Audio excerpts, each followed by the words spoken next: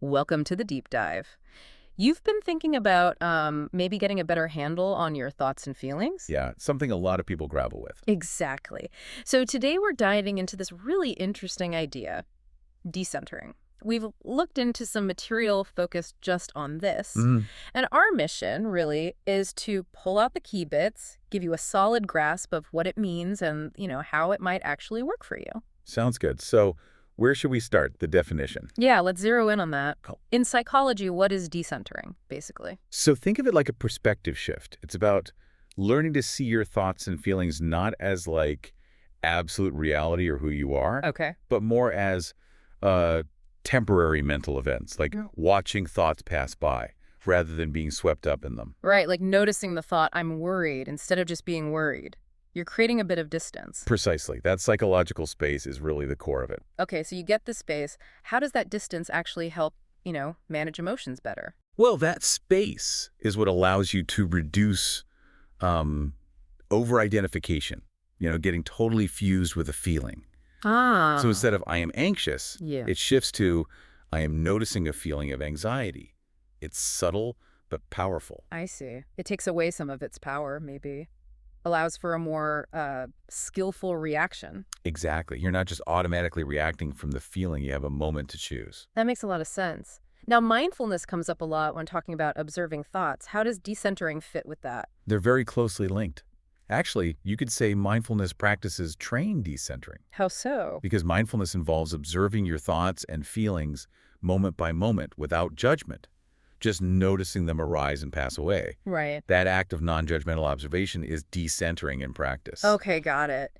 And how could this help someone who gets stuck in those negative loops, anxiety or rumination when feeling down? Yeah, that's a really key application. When you're caught in those cycles, the thoughts can feel overwhelming, like facts. Decentering helps break that cycle by recognizing, okay, this is just a thought pattern, not necessarily truth. You lessen its grip. You don't have to engage or fight it so You hard. should just notice it's there. You just notice it. Yeah. Oh, It reduces the fuel for that rumination engine. interesting. I remember reading something, maybe Piaget, about kids learning perspective taking. Is that related? That's a good point. It touches on development. Yeah. Our source doesn't go deep into Piaget, but yes, the general idea of moving beyond a purely self-focused view to understand others' perspectives Uh-huh. shares that core concept of shifting perspective, of Yeah. stepping outside your immediate viewpoint. It's a related kind of decentering from the self. Okay. But critically, this isn't about detaching completely, is it? Like dissociation. No, absolutely not. That's a really important distinction to make clear. Right. Decentering is about gaining a healthier perspective on your experience. Dissociation is more like a disconnection from reality or yourself. Very different things. Okay, clear. So if this is a skill, how do we actually build it? Is this something therapy helps with? Definitely. Many therapeutic approaches actively cultivate decentering. Therapists guide clients to, observe thoughts non-judgmentally, helping them distinguish between, say, the thought, I'm going to fail, and the reality of the situation. It's a core technique for emotional regulation.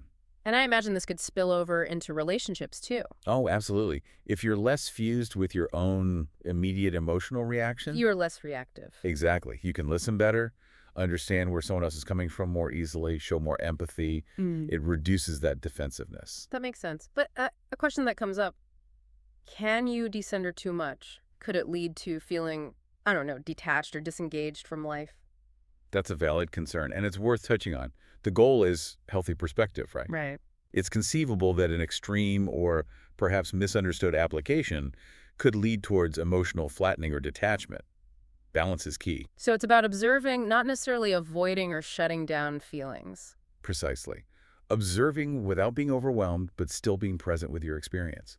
Okay, so wrapping this up, what's the takeaway for you, the listener? Decentering seems like a powerful way to shift your relationship with your own mind. Yeah, it offers a path towards potentially greater emotional resilience, maybe clearer thinking when things get tough. Which leads to a final thought for you to maybe explore. How might consciously practicing this kind of perspective shift actually change your daily reactions? Think about it, what situations in your life might really benefit from creating just a little bit more of that psychological space. Where could that make a difference?